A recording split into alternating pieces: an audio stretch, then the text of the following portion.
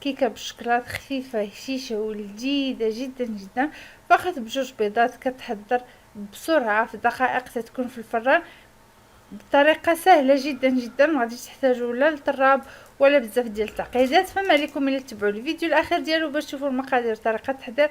وقبل ما نبدا نقول لكم ما تنسوش لايك، تعليق، الانضمام للقناه، وانكم تبارطاجوا الفيديو مع اصدقائكم على مواقع التواصل الاجتماعي. نقول لكم فرجه ممتعه ونبداو على بركه الله.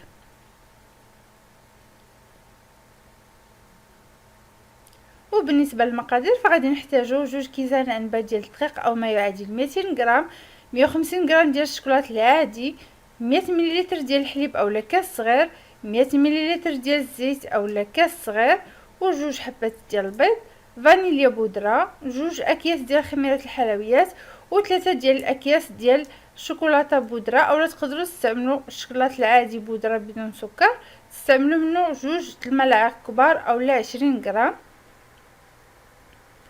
على بركه الله نبداو. اول حاجه غادي ندير هو انني غادي ناخذ دوك الطريفات ديال الشكلاط، غادي نصب عليهم الحليب وغادي نوضعهم فوق نار مهيله ونخليهم حتى غادي يذوب ليا الشكلاط مع الحليب ونخليه يدفى شويه. من بعد كناخذ الخلاط الكهربائي، غادي نوضع فيه دوك 2 حبات ديال البيض، كاس ديال الزيت والفانيليا بودره، وغادي نخلط الكل حتى نحصل على خليط اللي تيكون ابيض بحال الشكل ديال المايونيز.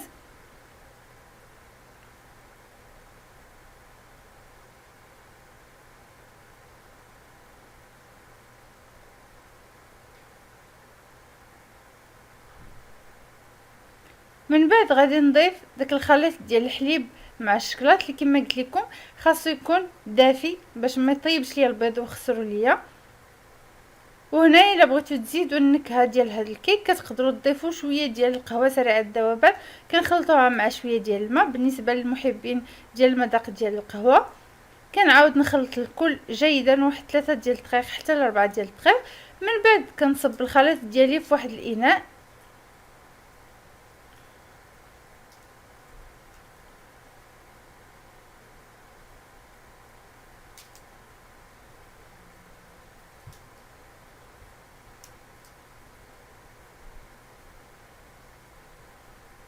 ثم كناخذ الكميه ديال الدقيق كما قلت عندي 2 كيسان دقيق عنبه اولا ما يعادل 200 غرام. غادي نضيف حتى الخميره ديال الحلوى، وغادي نضيف داك ساشيات ديال الكاكاو بودره وكنغربلهم. دائما من الافضل اننا نغربلو الدقيق ودوك النواشف مره حتى 2 مرات باش كنحصلوا على نتيجه رائعه في الكيك وكيجينا الكيك ديالنا خفيف وهشيش. كما قلت اللي ما عندوش هاد الساشيات ديال الكاكاو تقدروا تستعملوا اي كاكاو بودره عندكم، تقدروا تستعملوا حتى نسكويك الى عندكم.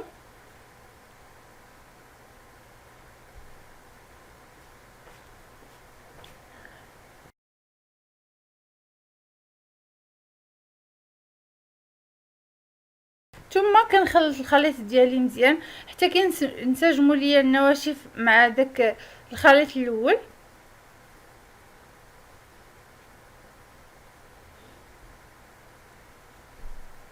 وكمرحله نهائيه غادي نضيف واحد ربع كاس ديال الماء.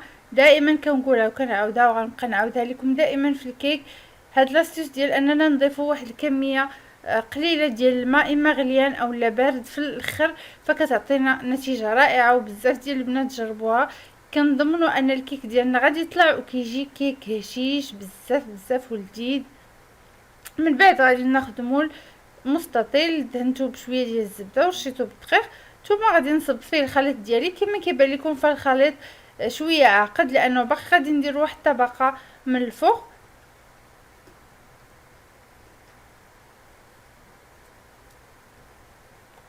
غادي نحتاج فيها رقائق اللوز، غادي نحتاج فيها ايضا الشوكولات حبيبات وشويه ديال السكر البني اولا سكر الاشقر.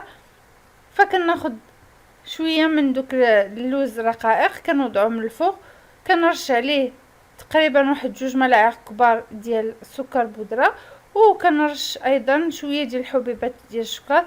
بالنسبه لهاد المرحله كتبقى اختياريه، هي كتعطي واحد المذاق وكذلك كتعطي منظر زوين لهاد الكيك.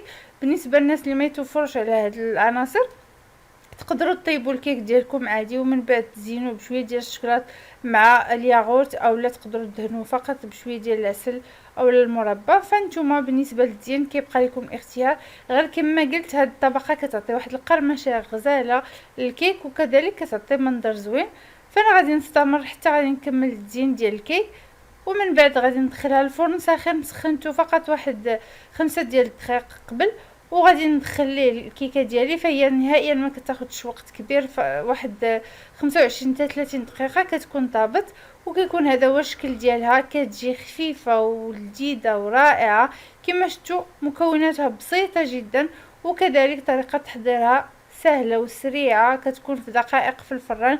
وكما قلت هشيشه ولذيذه، متاكده انكم الا جربتوها ما غيبقى لكم حتى طرف للغد ليه، لانه بنينه بزاف وخفيفه ودغيا كتكال.